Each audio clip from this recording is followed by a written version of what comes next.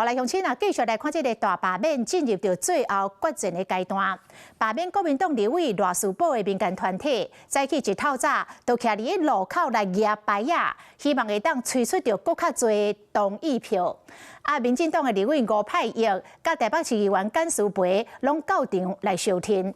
啊，讲目前国民党内对选情的评估相对是乐观，讲赖士葆是伫个安全的名单内。726罢免赖士葆。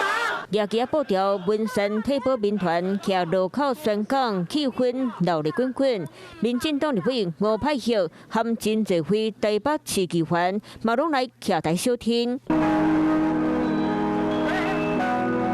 不过宣讲到一半，敢若天气伤过热，后壁志工敢若无体力，雄雄身躯血头前起，规人躺伫咧涂骹，加在休困，人无啥代志，做事活动继续大发展进。Hello， 大家早安！记得7月26号出门投票，统一罢免，拜托大家一起守护台湾喽！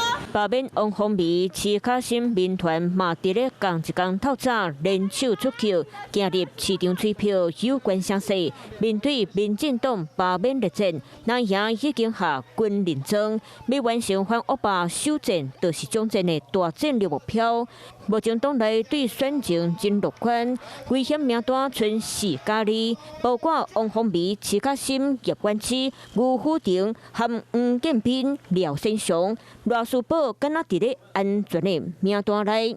蒋万安市长哈，这一段时间以来，他动用了非常多的行政资源，哈，就是要去保台北蓝营的无形立委。身为选区的立委赖士葆委员，当你看到你自己的选民在街头上遭受到暴力的言语，你愿不愿意跟你的选民站在一起？绝对不要任何的暴力，包括语言暴力，包括身体暴力，我绝对是不容许而且我绝对不支持。对抗罢免海扫，南军拼上未溃力，民团见招拆招，火力全开，就看上下当伫咧726抢到顺风旗。